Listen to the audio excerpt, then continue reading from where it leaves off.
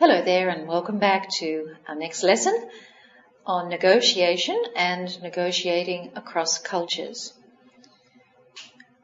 I'd like to bring to your notice some basic rules and principles as we finish this part of the program.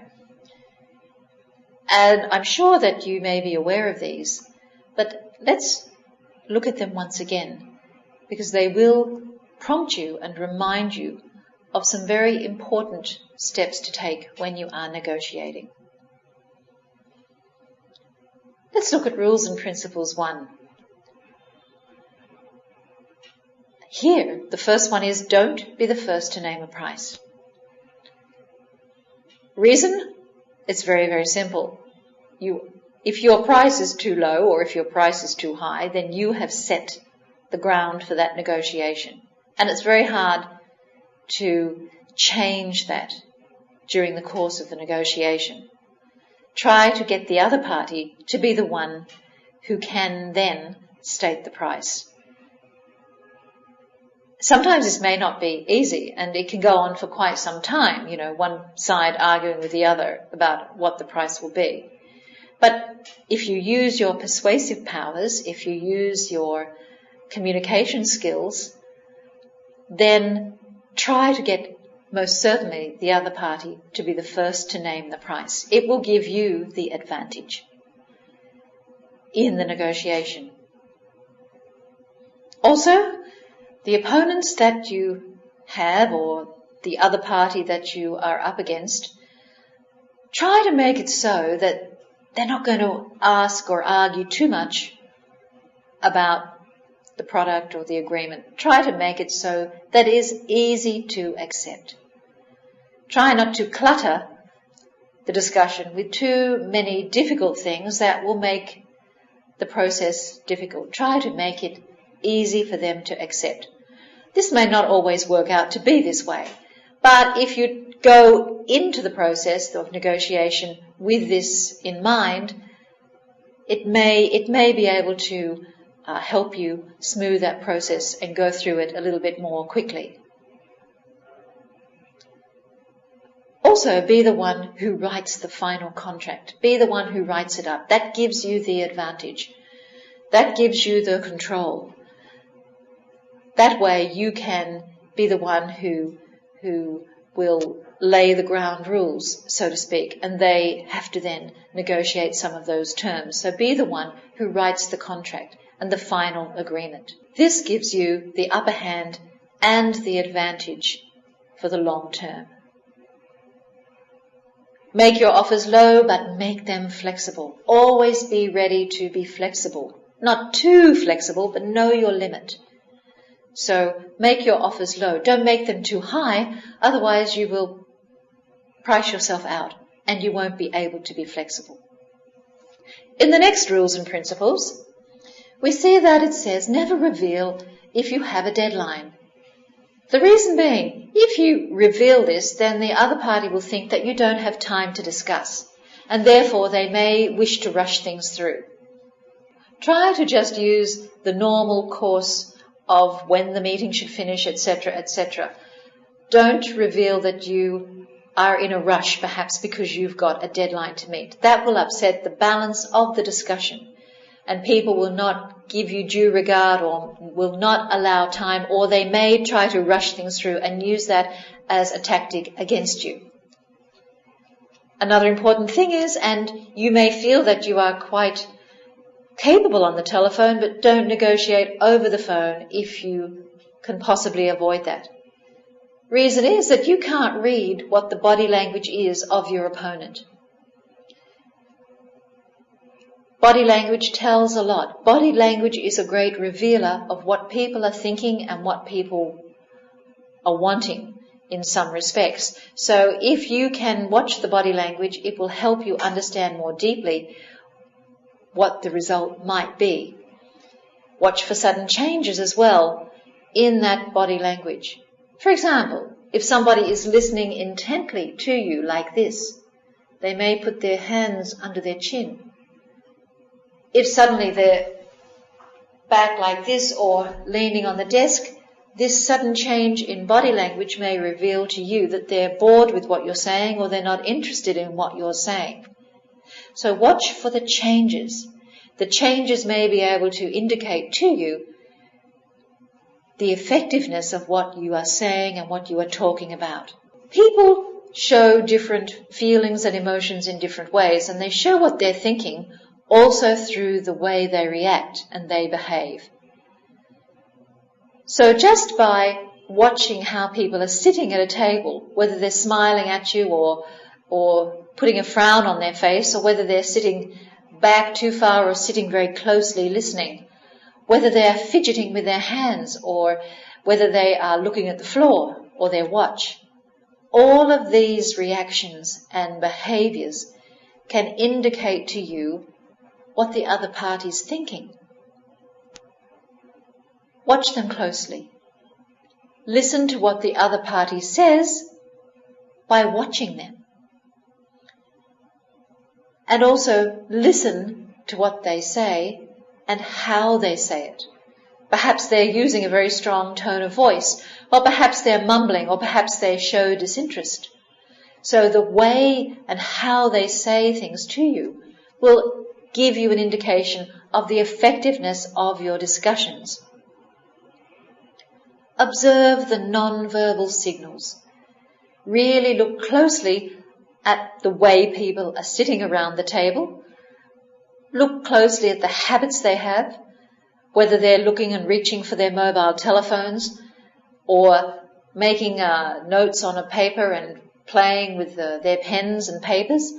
Look closely and study, because when you can do that, then you can gauge and you can measure how you are affecting them, what impact you are having on them.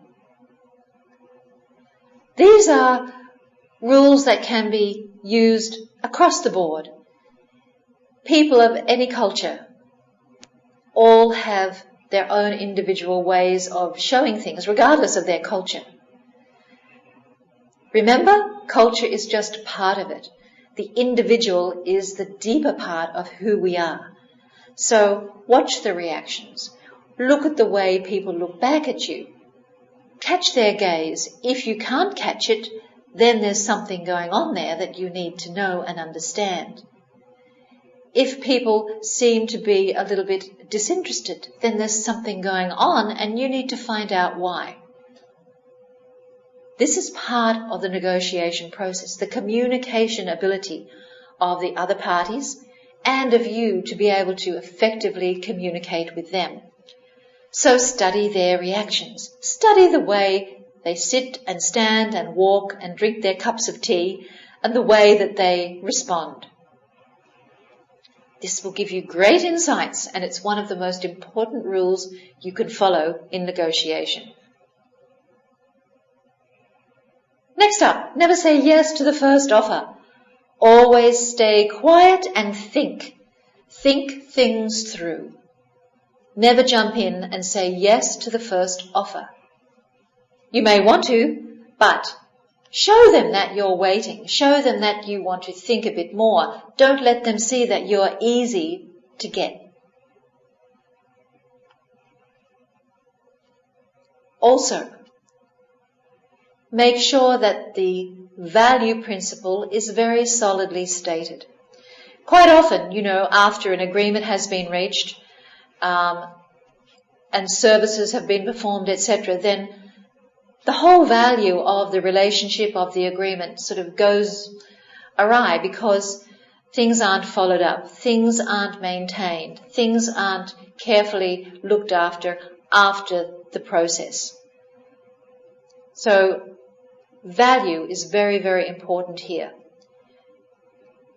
Always maintain that you can, as well, walk away.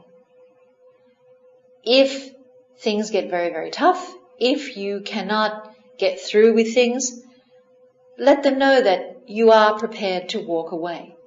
And I suppose this is the ultimate of every negotiation, the ultimate tactic we will use in any negotiation where things go terribly, terribly wrong. You cannot sell yourself short. You cannot sell your company short. If you cannot agree and the other party may not agree as well, if you come to a point where there's no solution, and it does sometimes happen, always maintain your walk-away power. You have that right. You have that dignity. You have that ability to represent your company very firmly and not sell yourself short. It's very important not to sell yourself short. In many ways, it's very important not to avoid or withdraw too much. That is a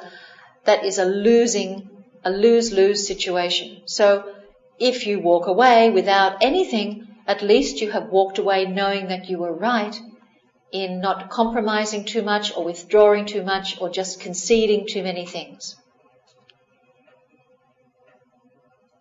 Another step you can take, another rule you should follow is any concession that you make sure that you stated very clearly and very proudly that you have made this and that you require a counter concession for doing so.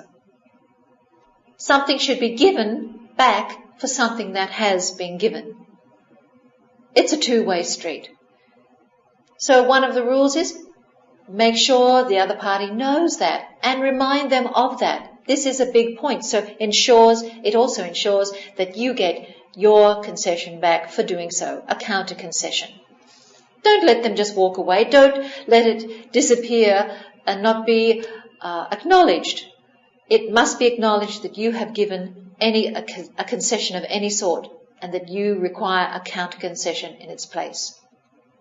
If at times you come to a compromise where you're just going to split the difference, make sure that it's not you who does that. Try to maintain the upper hand. Always let it be seen that the other party is the one who decided to compromise and call it quits because they didn't want to pursue any further. They were happy with what they got. This is something very important and it always gives you the advantage. Also know that 80% of concessions are made in the last 20% of times. So don't leave details till later. Always try to go through the details in the initial stage of any negotiation. Otherwise, you're leaving a lot to discuss, a lot to come up right towards the end. And that's when you start to give up and you just make concessions. You're giving up because there's no time. You're giving up because it's getting too difficult, or you're giving up because people are too tired. So don't leave details till later. Get the details over and done with, all in the beginning of the negotiation process. And it's interesting to know that actually those who are under the greatest time pressure generally lose in negotiations. So this means that don't ever show that you have no time. Always take the time. If you are under pressure to leave the negotiating table early, you generally will lose. If you are able to sit it out and wait and persevere and take all the time you need to, generally you will come out on a more win-win situation because you will give time to problem solve. People who are under great pressure of time are not really dedicated to the negotiating process. So make sure that if you want to come out as win-win, that you are not pressured by the time factor.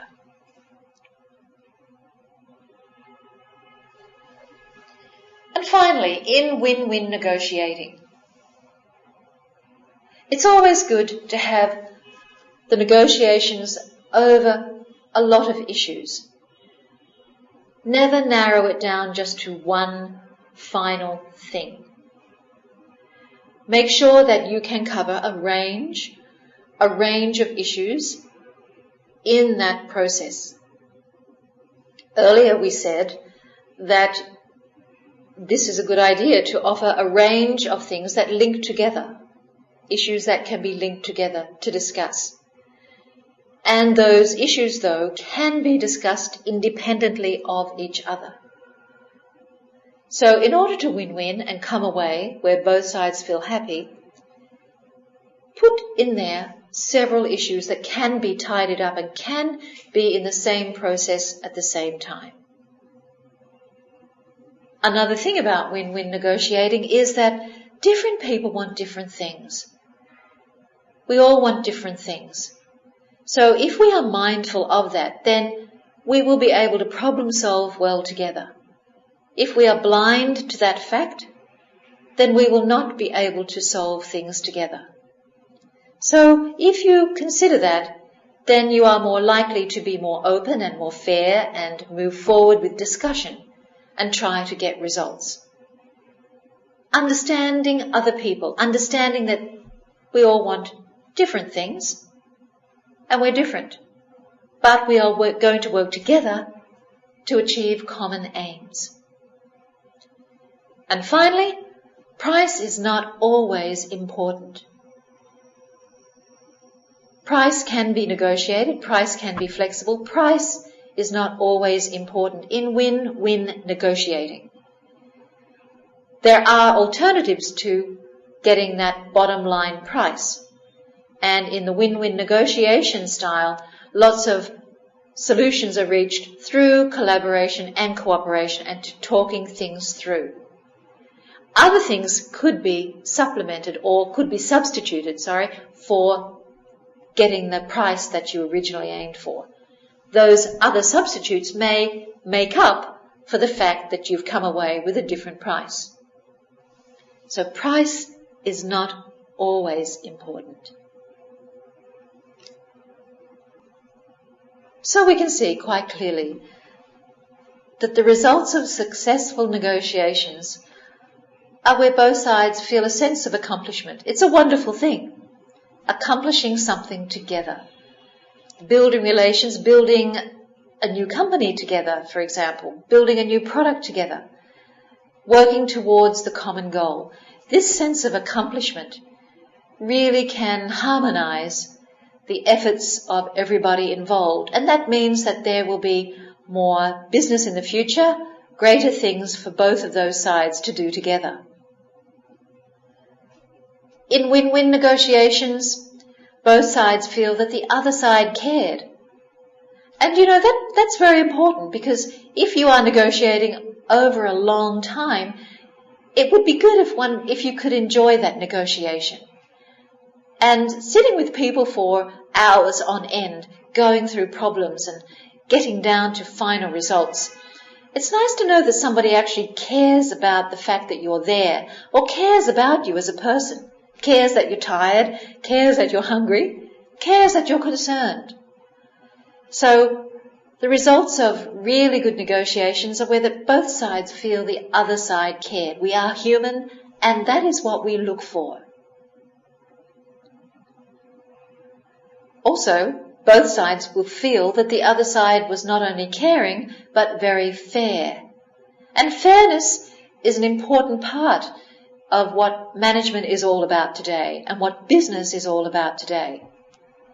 If you are in business for the common good, if your culture is so that your ethics are very professional and you are looking for good and fair business, then when you come away from the negotiating table feeling that was a fair thing, then you feel good, and the companies then feel good, and then business escalates. And after that, when business is escalating, it means that you would be willing to go and meet that group again, or somebody from that same company again. Successful negotiations can bring so many rewards, more than monetary rewards. They build companies, they build corporations, they build countries, they build very successful organizations. And if you feel that you would deal with somebody else again, then that's a big plus. That's a real bonus in your organization. You can really make a difference to the way your business goes. And the final result, each side feels so good about the other side and all the things that I've just discussed that everybody will keep their side of the bargain, we say. what was said, what was signed up is actually going to happen. There is more reason that it will happen when you have all of these results from a win-win negotiation. This is why win-win is so powerful. This is why it's the ultimate that you should aim for. Of course you can go defeat and competitive and come back with the real product. Of course you can. But it doesn't have the long-term stability. It doesn't have the longevity of your partners and international business that win-win negotiation does. If you want to be a good negotiator, if you want to be a strong negotiator, then the idea is that you know that both sides are under pressure and you don't feel intimidated. You remain cool, you remain calm. If you want to be a good negotiator, you want to learn more negotiating skills. You want to improve your abilities. Good negotiators do that. They don't just stop and say, hey, I'm an expert negotiator. I don't need to learn anything else. I know it all. That's not what they do. Good negotiators become better and better and better at what they do. And they become valuable resources, valuable people in their industries. They understand negotiating skills. They don't just learn it from a book. They understand it, they live it, they do it, they remember it, and they learn from their mistakes. They are willing to practice so as they can become better. They're willing to do that. They're looking for ways that they can actually improve upon, and they'll try any way they can so that they can improve upon the areas they need to. They will practice and practice. Quite often you will see in major serious negotiations around the world, negotiations that may have a great impact on the financial markets, etc., you will find that practice before the actual negotiation starts is a very important part of a company's strategy. People will be brought in to practice and go through the whole situation together with the negotiating team and have a mock team set up on the other side. If the subject matter, if the proposal that needs to be negotiated is important, then practice will help you get through it and help you get to win-win. And good negotiators, of course, their aim is to create win-win, not to defeat and compete. Ideally, they want to create win-win because they know the benefits. They know what it can bring to an organization. So the personal characteristics of a successful negotiator can be quite clearly defined. This kind of person is someone who is, of course, tolerant. Tolerant meaning they have what we say a long fuse, and that they are willing to listen and to try to understand the other perspectives, and that they are patient. They understand the importance of listening, sitting back, and waiting rather than rushing in. Their experience has taught them this. A successful negotiator also is someone who is flexible and at the same time creative. New ideas, new ways of looking at something, new ways to tackle an obstacle, new ways to try to diffuse an argument. Flexible and creative. And they can, in some ways, be humorous. Bring humor into the negotiating process. Try to have a bit of fun along the way. Try to make people relax and laugh over something that is perhaps a little bit serious, but try to get people to relax. Humans need that in such lengthy procedures.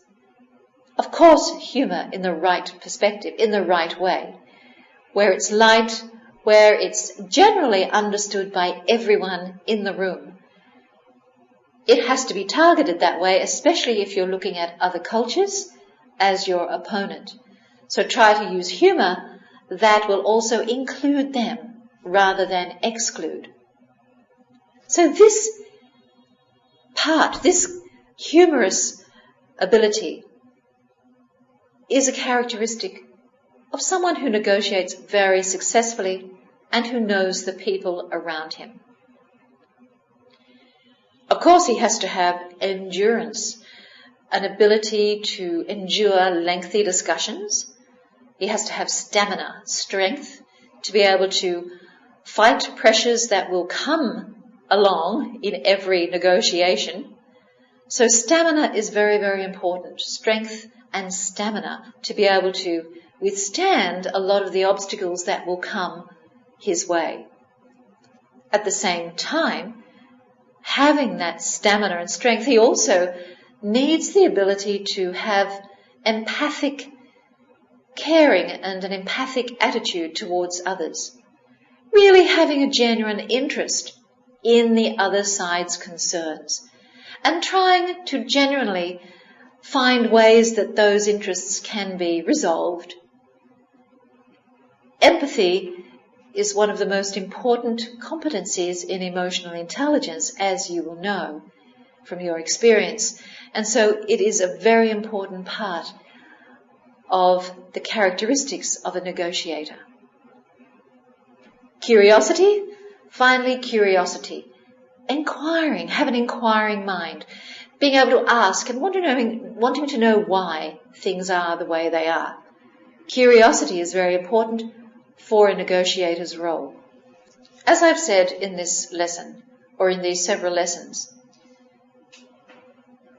negotiation can be complex, and sometimes international negotiation is more complex than being at home, being amongst people who speak the same language as you, who have the same behaviours and attitudes and thinking as you. So, negotiating internationally means you have to have a very good awareness of what is going on. There are differences in countries, in their cultures, differences in their political systems, legal systems, and economic systems. So to walk into another country blind of these factors is going to put you in a losing position. This is why it's important that you get to know the country, you get to know the background, you get to know all the systems that are in place, the infrastructures that are in place in that country to be able to negotiate successfully on an international level. If you find that you are not doing this, then you may come across as being ignorant in some ways of the other culture that you're trying to deal with. And that will not put you in a favourable light when it comes to the negotiating table. So show respect to the other party of the other culture and demonstrate the fact that you know the background of the country, the background of the political system and their economic infrastructures, etc. It's good homework and it will help you through the process. There are steps in international negotiation that are quite similar to the way you would deal with in your home country. So we can say that they are quite basic. They are preparation, which of course goes without saying, relationship building. That's the second step, as you can see, which is very, very important that it's the second step. Next step is exchanging information in the first offer in the proposal situation, and then comes persuasion, concessions, agreement and post-agreement. Quite similar to the way you would normally conduct negotiations or the way you have been doing so in your role. The cultural differences also reveal themselves in the negotiating process. And there are some main differences that will come up, and it's worth noting them. Sometimes the actual goal of the negotiation might be a little bit different to what you perceive. It could be the goal is signing the contract, which is very deal focused, or it could be that the goal is forming a relationship. Sometimes you will come away from a negotiating table and think, well, what did I come away with? We're very good friends, but I came away without the contract. Sometimes the other party may think that that is important, as we have explained before. So these are differences. So please remind yourself of the differences and look for what the goal is of that negotiation. As mentioned, there's formal and informal personal communication style. Some cultures are very, very formal, as we know, and some cultures are more relaxed, more easy to get along with in the meeting room. But these will affect the negotiating process. There is also direct or indirect communication style as well. Some people will like to talk and have a very friendly conversation first. Others will want to jump in and get down to the business matters straight away. There is the sensitivity to time. There are those who are rigid in their time thinking, some cultures who request that time be followed and it's very, very strict and important to them. And there are other cultures, such as Asian or Confucian cultures, who disregard time as being the main ultimate driver of how they do things. Some cultures will want very, very specific agreements. Some will want general agreements. For example, the more Germanic and Nordic American cultures will want very specific things. Other cultures may be quite happy with the more general aspects and general contracts. And the way the negotiating team is organized, you may find that there is a team that will work together with some cultures, and then other cultures will have one person do the speaking. The others will be there just for support and just for clarification issues. We will go through different nations and their strategies and the way they look at negotiations in a separate lesson. We will look at how they view and how they regard the process in some detail, so you will get to understand the different specifics of different cultures.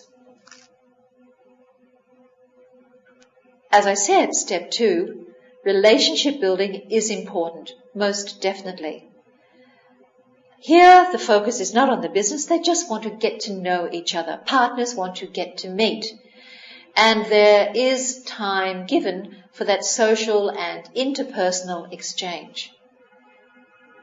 This is exceedingly important for Asian nations particularly, and for some of the more Australian, New Zealand, UK nations, USA nations as well.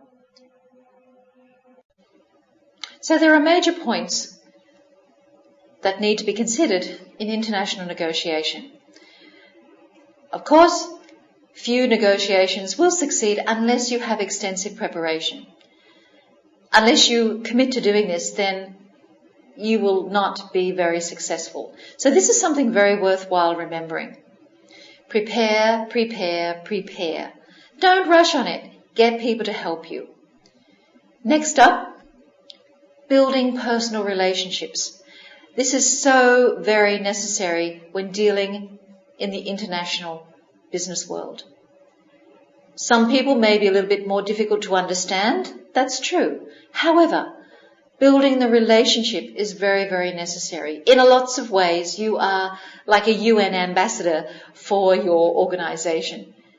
You are the face of the organization, and people will really remember you by the relationships they can develop with you. That's a very first starting point. It's a very key starting point to continue to do business together. So building personal relationships is a very key step. And finally, another thing to remember as a major point in dealing with different cultures. First offers may differ with the different cultural backgrounds. It could be that you need to look more closely at what is on the table and try to understand more deeply why certain offers are being made. One culture will make a first offer in a different way than another culture.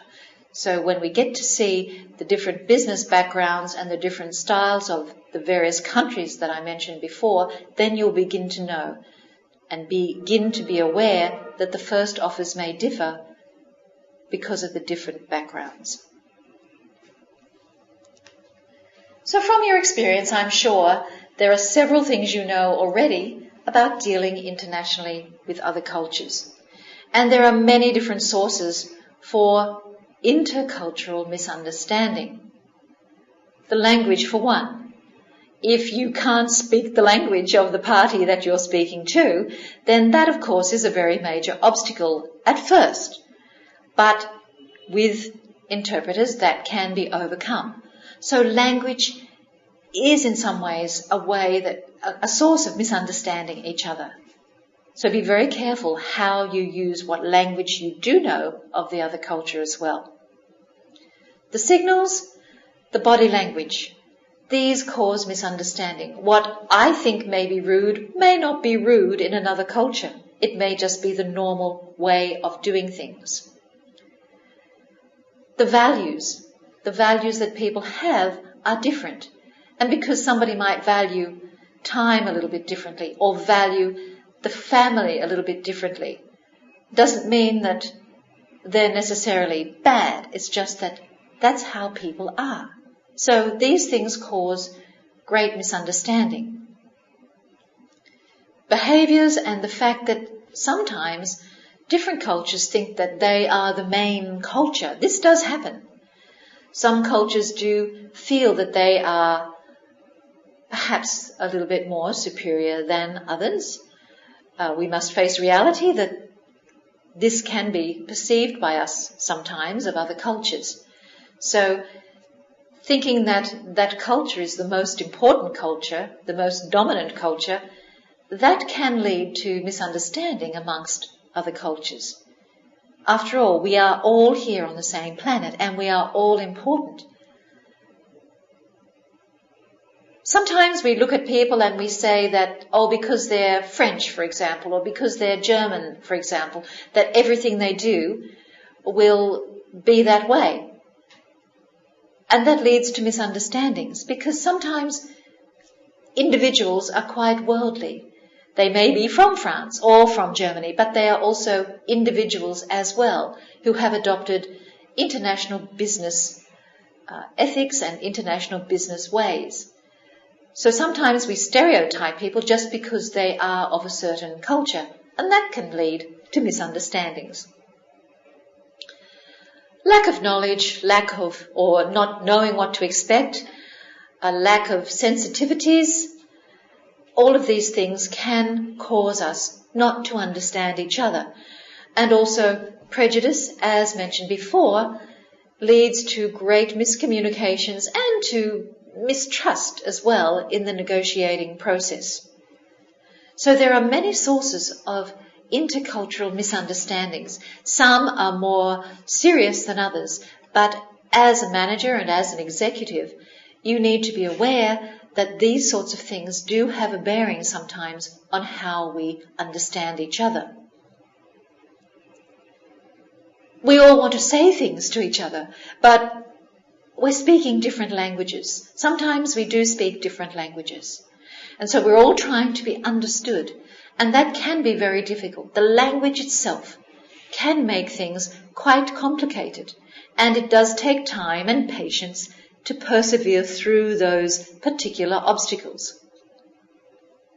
So in order to overcome these sorts of obstacles, there are a few guidelines that you can follow and that you can use when you're meeting people of other cultures.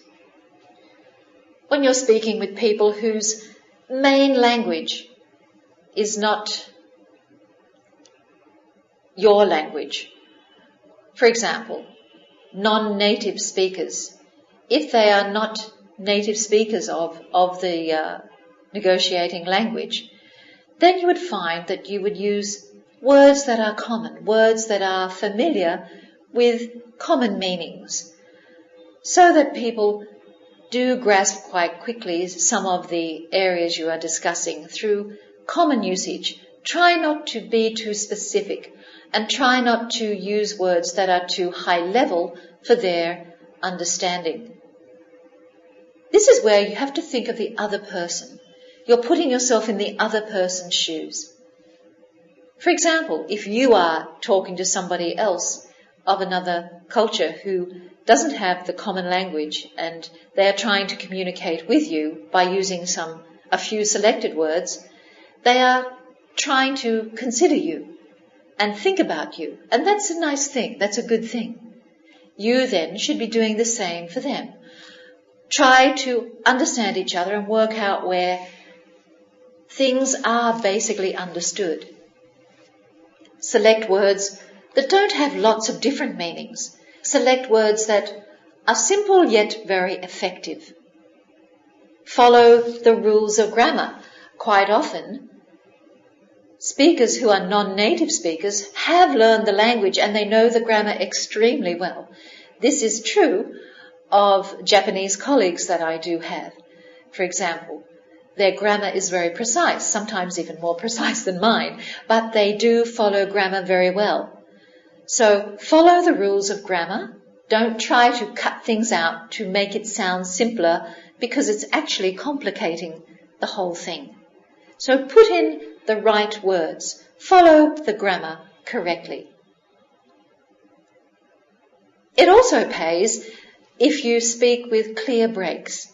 If you speak at the pace of a machine gun, you will find that the other person will get lost if they're a non-native speaker of the common language. So use breaks. Use pausing between words or between phrases.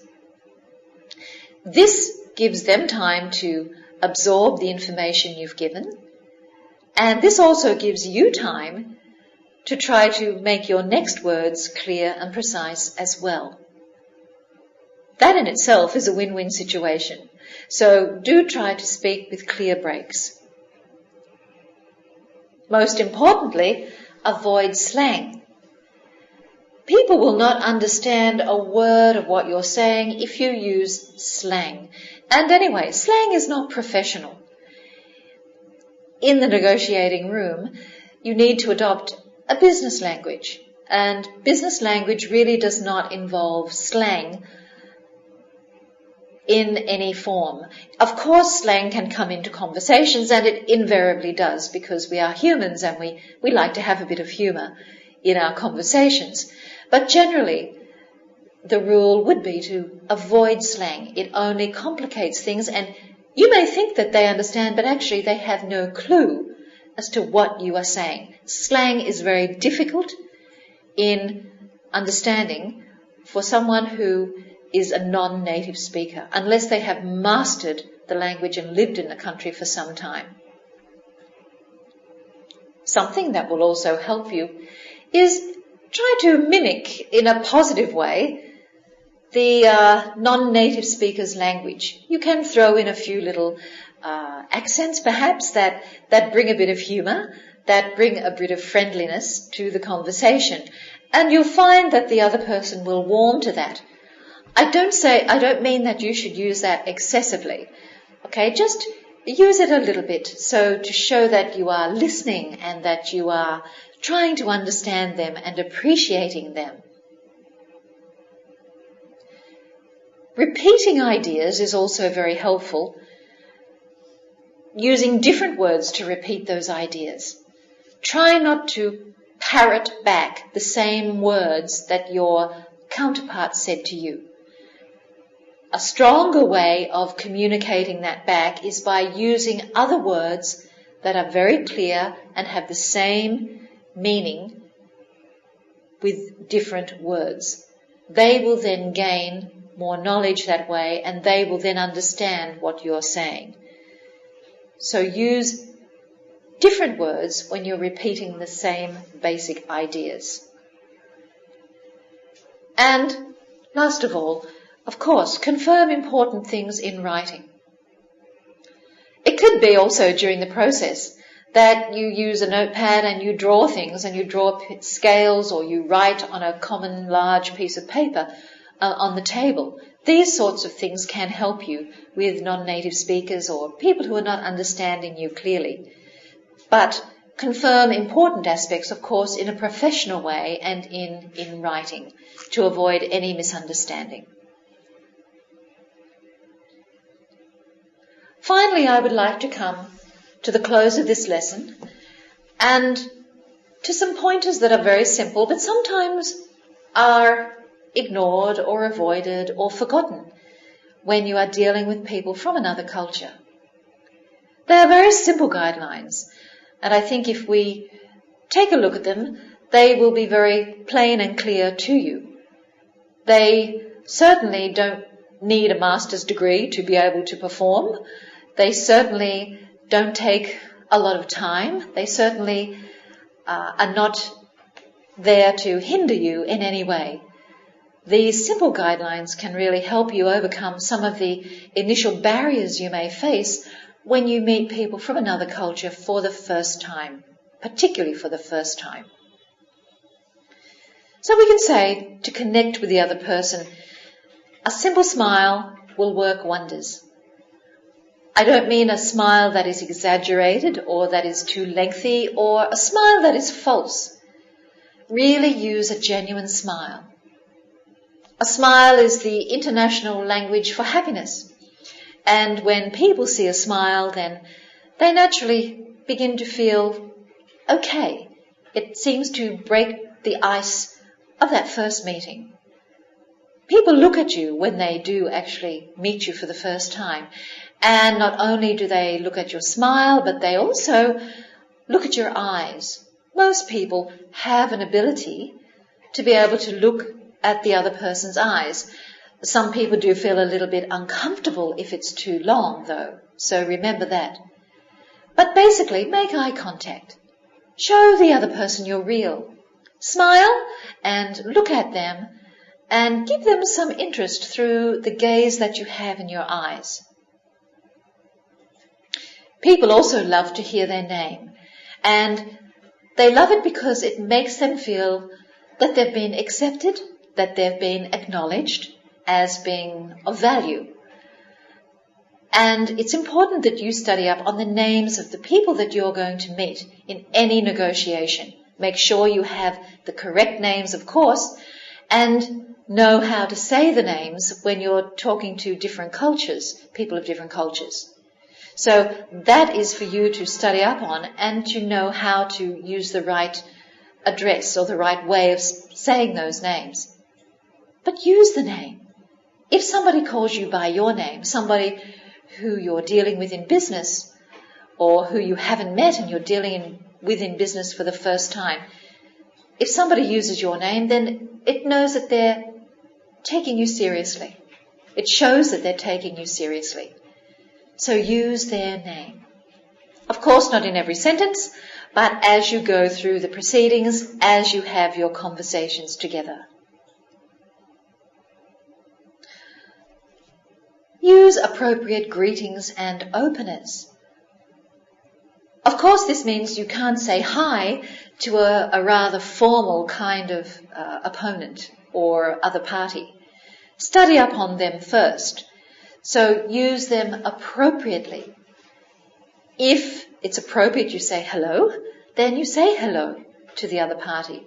If it's appropriate that you wave goodbye because they are of that nature, then do that. Find what is appropriate for each culture or each party and use those greetings and openers appropriately. Say please and thank you. Polite courtesy can transcend any barriers to communication. Yes, please, I would like a coffee. Yes, please, I would love a cup of tea. Thank you very much. Thank you. People love to hear acknowledgements. People find courtesy as a very warming thing. Courtesy in the right sense is a very warming thing, particularly when you're negotiating and you've got to be in that room together for quite a lengthy period of time. So use these things. Show your interest. Interest can be shown in many different ways. When you're listening to somebody, you can show interest by simply nodding your head. Or you could be saying, There are many ways of showing interest through some simple expressions that you may have. Or you could say sometimes, that's a good point. You can include a little bit of conversation by expressing it and showing your interest. And this brings connection with the other side.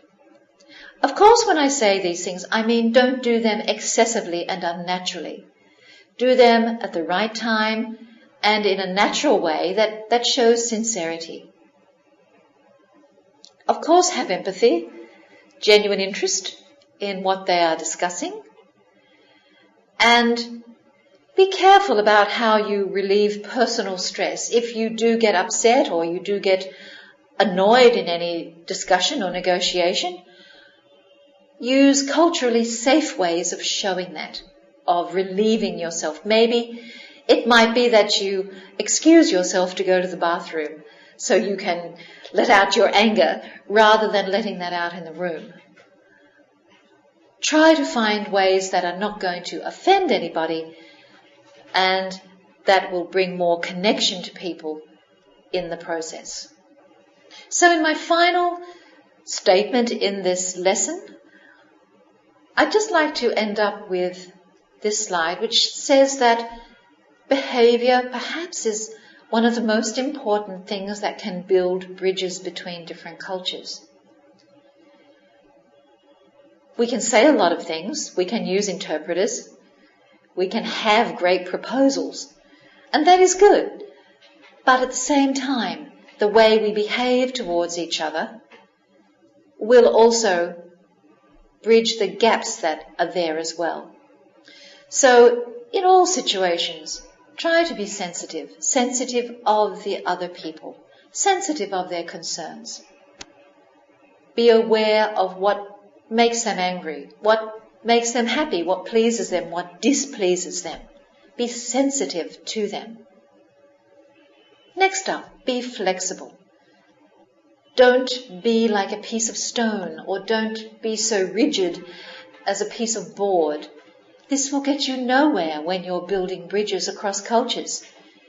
You have to be flexible. You're in unknown territory in lots of ways, and there are many things that you are uncertain of.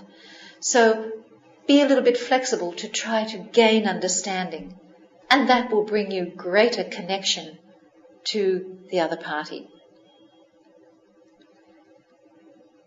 Spend time. Realize that time is on your side. Time is going to help you. Time, if you allow it, will help you connect, will help you build bridges. Nothing was ever built in a day.